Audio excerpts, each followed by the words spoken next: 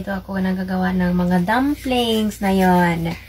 Kasi, sabi ni Mama, gusto niya ng dumplings. Kaya, nagagawa ako na yon kasi good girl ako. Good girl ako, kaya nagawa ako dumplings kay Mama.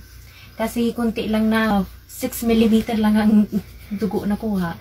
Kaya, natakot siya. Na yun, nagawa ko ng dumplings sa kanya. Ayan.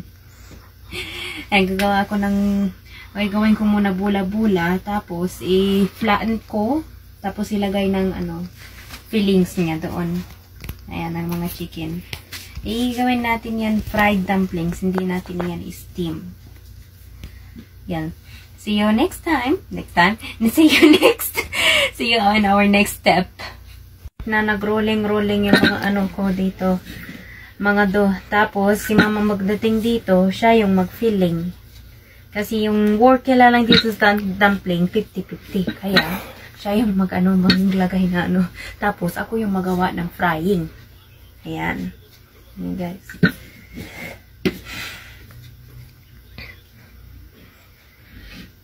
Huwag mong lakihan masyado. Kasi pangit pag malaki masyado eh. Kasi ba yan lahat ng ginawa mo? Parang kunti lang naman yung chicken mo eh. Kunti naman yung chicken. Hindi naman marami? Sure ka may asin yan? Baka wala namang asin? Meron.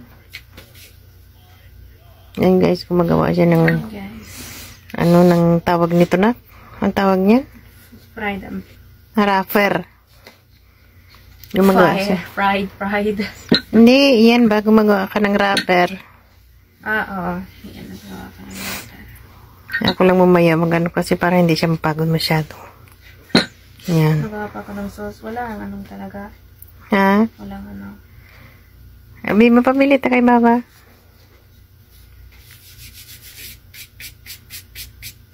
Ay, oo nga pala. Kailangan sa no?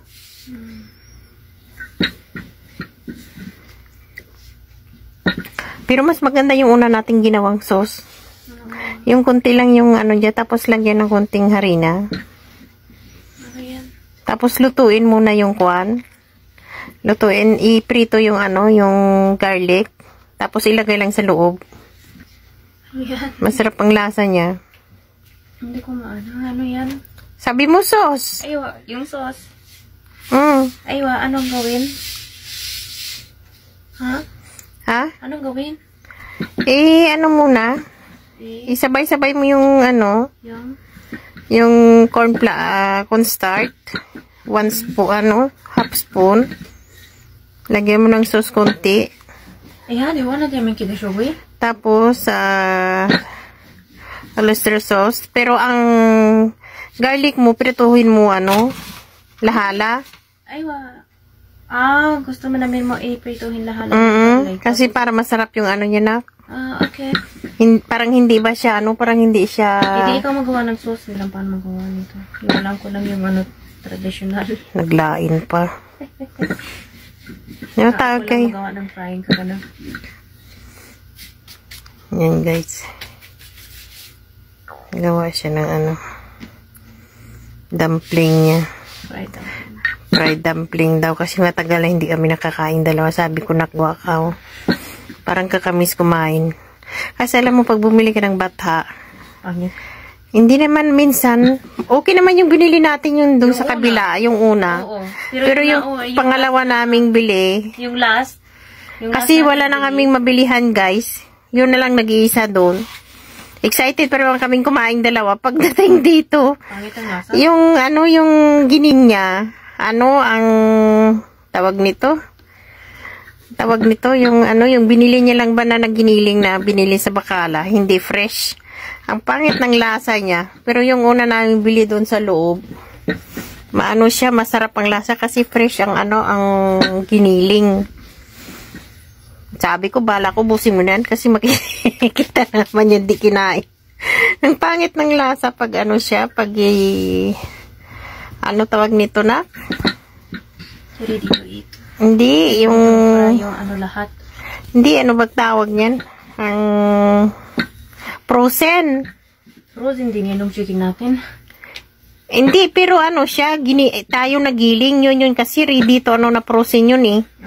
Yung ano ba binili natin na mahaba noon tag 139. Ang pangit ng lasa niyang gawing ganyan. Pero sa mga spaghetti at saka okay lang yun. Pero pag sa mga dumpling, ang pangit kainin.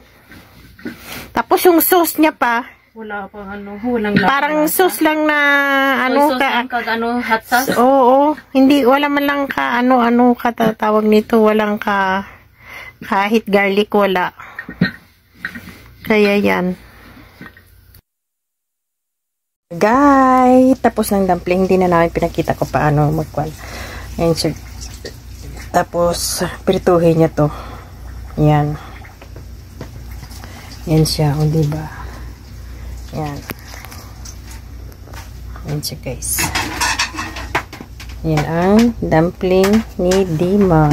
Yan. Yan siya, guys.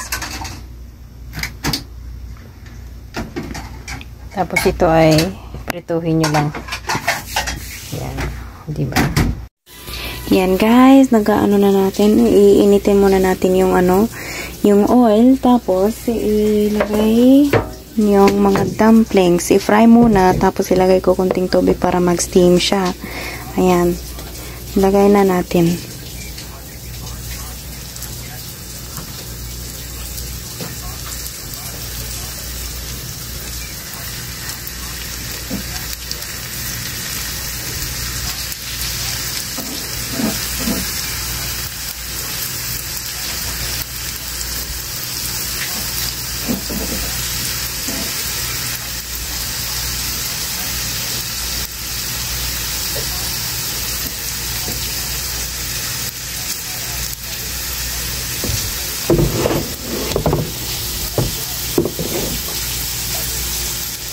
Yan, isang batch muna, tapos alahin natin mamaya. Yan, guys. Yan, guys, konti ng brown na yon, ilagay ko sa tapos ilagay ko yung second batch. Ayan, guys, yan ang second batch. Tapos, iantayin mo brown yung ilalim niya, ibalik na din, tapos, ibalik na naman lahat para i-steam. Yan, guys, ngayon nabaliktad na. I-brown muna yung other side, tapos ilagay. Tapos, ibalik na naman lahat para steam. Yan. Pinirito nyo yan, guys. Diba? Yan siya, guys. Pinirito niya. Tapos, anong gagawin mo dyan? Steam. Steam na daw siya, guys. Yan. Huwag naman try ko. Hapdi, oy. Yan siya, guys. Pinirito niya. Yun na. Ang kamay mo, ha? Dandahan. Nasunog na, oy. Pati kamay ko matamaan, ha? Yan. Tapos, steam by kopya di sa tray. Yan. Binalik nyo yun, guys. Kasi, lagyan niya katubig. Kasi, steam niya. Tapos nang pag mo, yung medyo lutuin mo yung dingit niya para malambot. Yung purpose ng para magiging fried yung niya. Pero mama, pag alanganin ang luto ng maano talaga siya. Dalawang batch talaga, hindi pwede yan din. Uy, dalawang batch talaga yan. Ayan. Lagyan mo tubig. Ayan, guys, lagyan niya yung katubig. Dandahanin mo nak.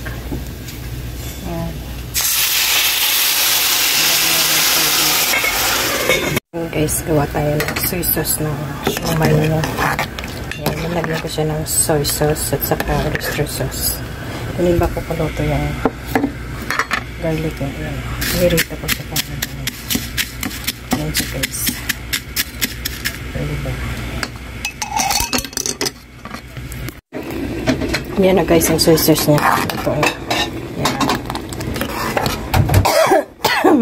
Naubo pa ako. Ayan, malapot-lapot siya, guys. Diba? Masarap siya, Ayan na, guys. Finish na. Gana ang shumai.